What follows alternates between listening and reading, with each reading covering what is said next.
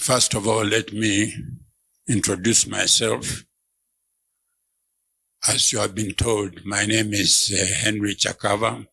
I am doing my 50th year in publishing because I joined Heinemann Educational Books East Africa Limited in June 1972 as editor.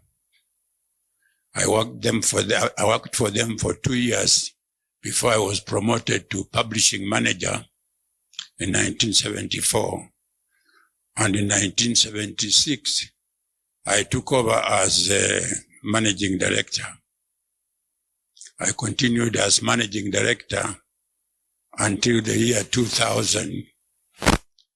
And the only thing I can say I achieved during those years is I was able to convert the UK company into a local company with the name East African Educational Publishers.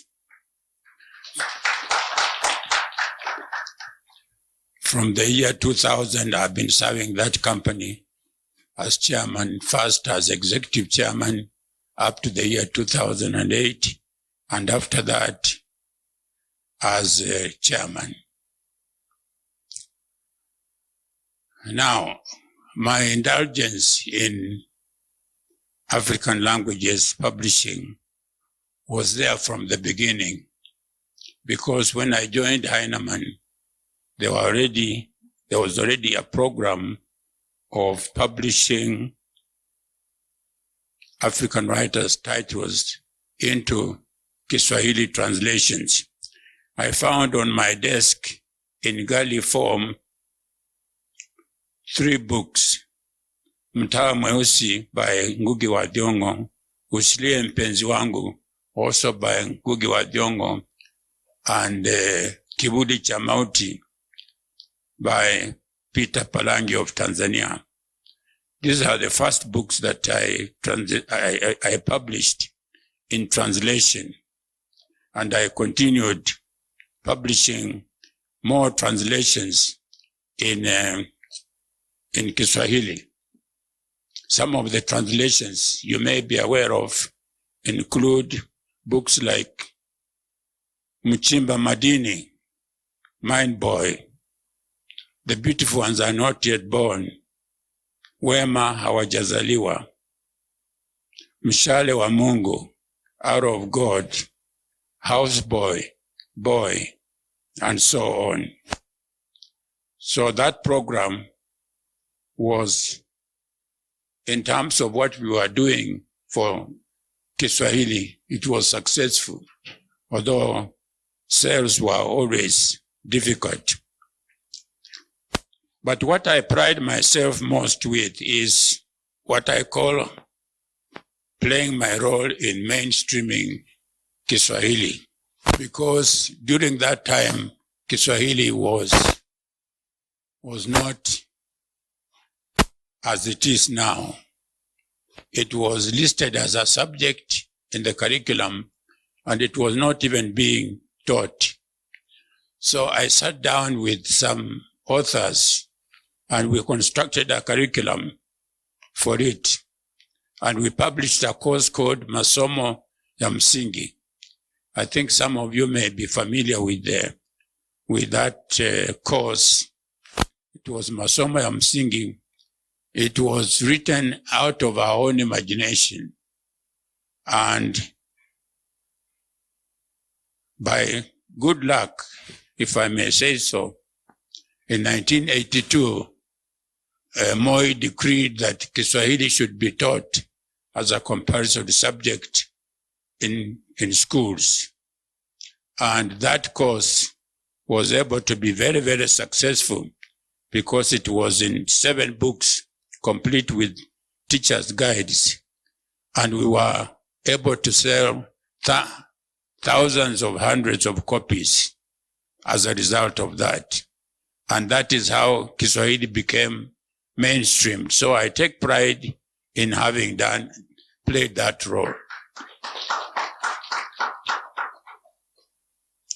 Now, coming to African languages, I took interest in mother tongue publishing in the early 80s and commissioned some African writers who were already well known for their work. Grace Ogot, Francis Mbuga, David Mailu, Asenath Odaga, and so on, to write children's books in their mother tongue. Ngugi also was in that list. He wrote 3 books, the Njambanene series, and the other writers I've mentioned also published in their languages.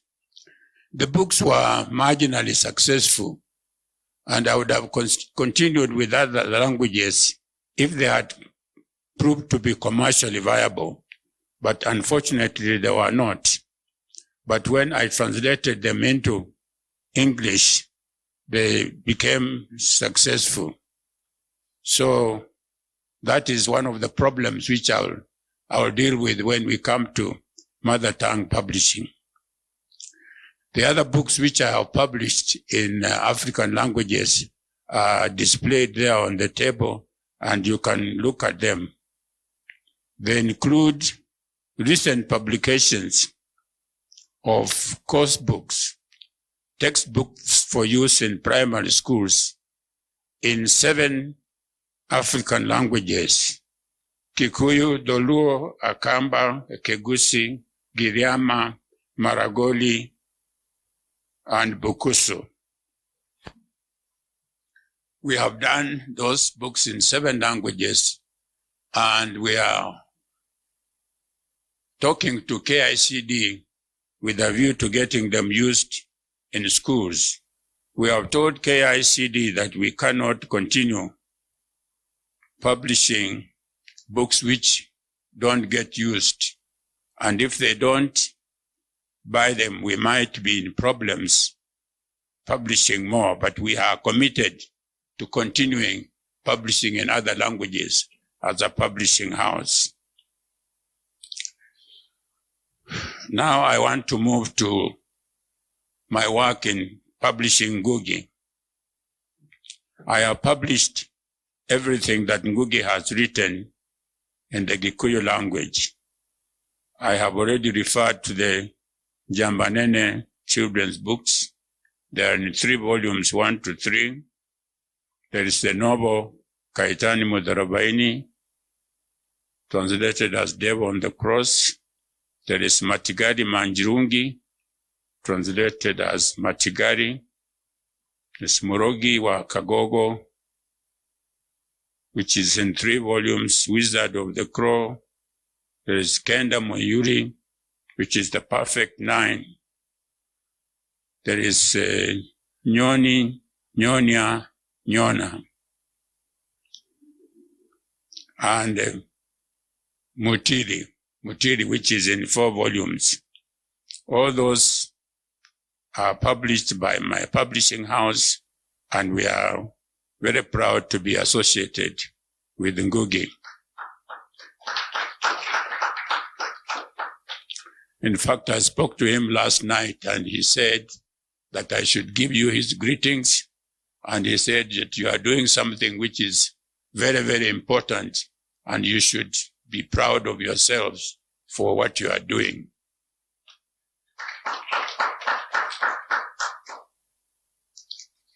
Now, let me just talk briefly about the challenges in publishing in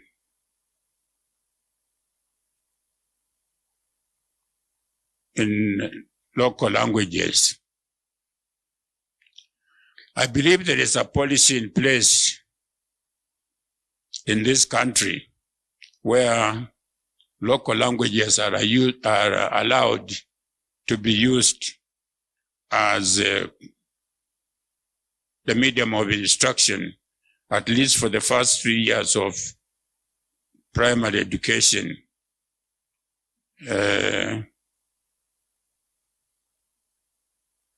Within the catchment areas where those languages are used, or in Kiswahili in cases of town. Now, this policy is not being followed. And you'll find that teachers are using the curriculum subject area for those languages.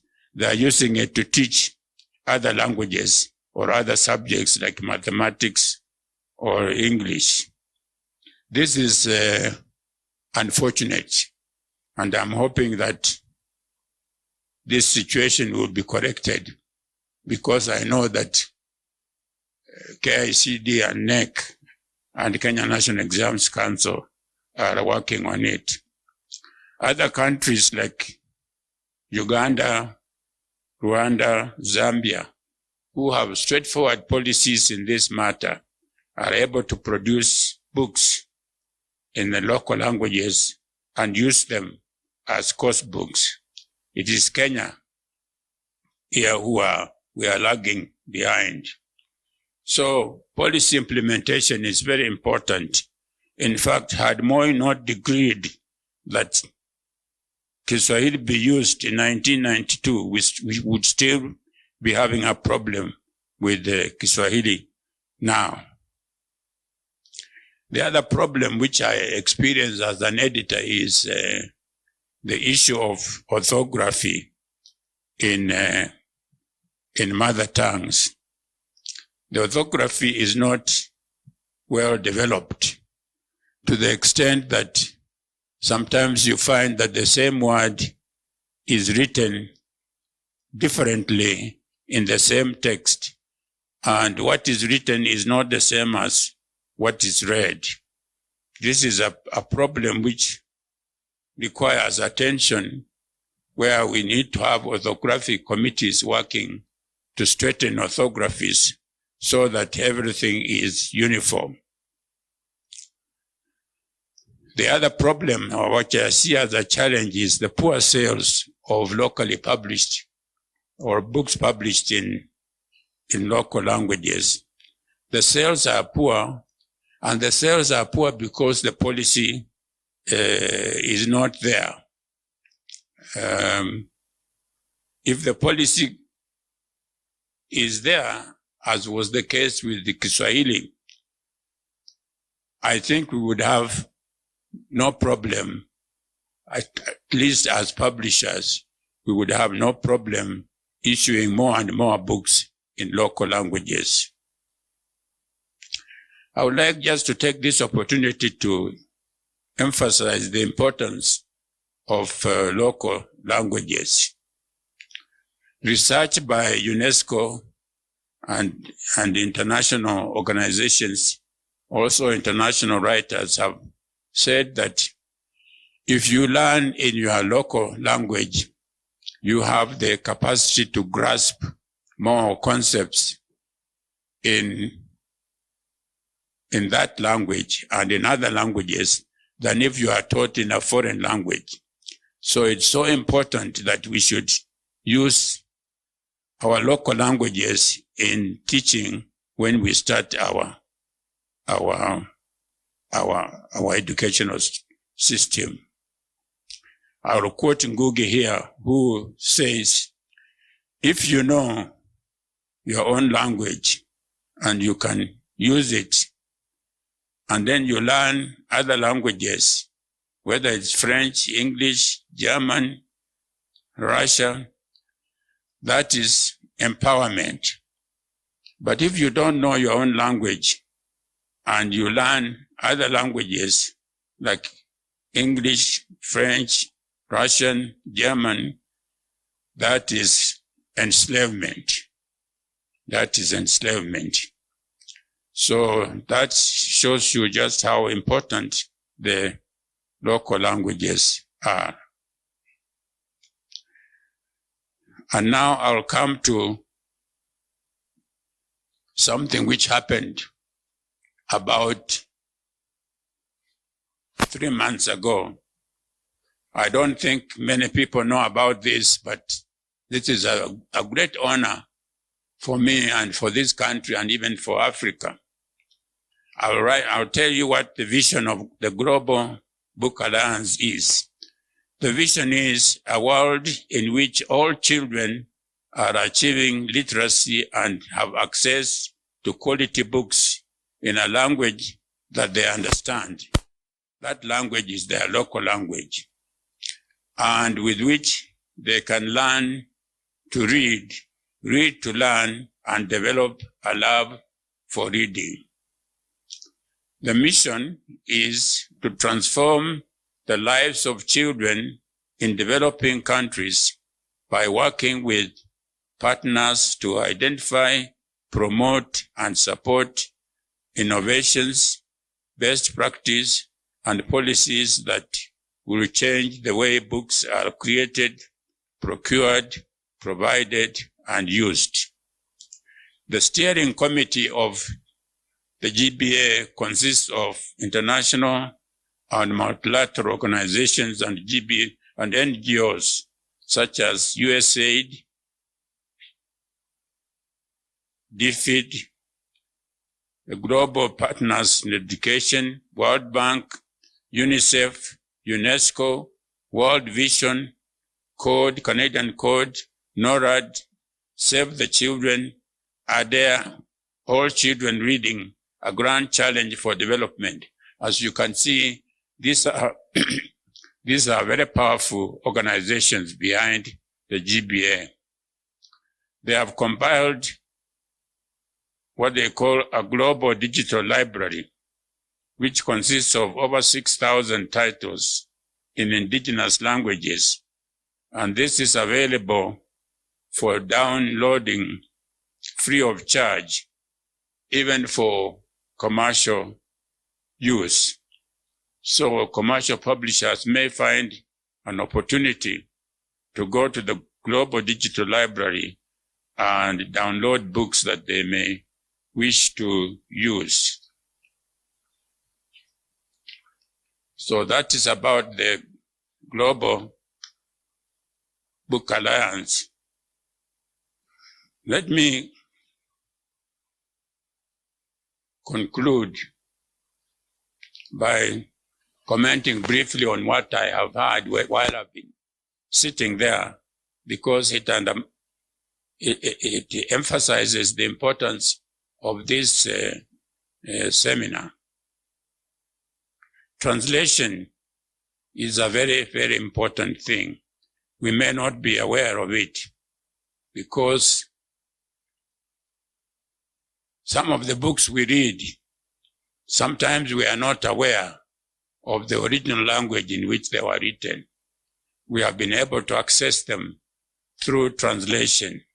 So if you are translating something, know that there is the potential to get the whole world to access it in some other language. So I want to emphasize translation. It underlines what we were doing when we were publishing African Writers series titles into Kiswahili. There is the potential of even translating them further into African languages. So I want to underline the importance of translation and the importance of this workshop. I hope that it will bring some good thinking in the minds of all of us so that we may have more such workshops in the future where we shall be exchanging ideas such as I've had today. Thank you very much for listening.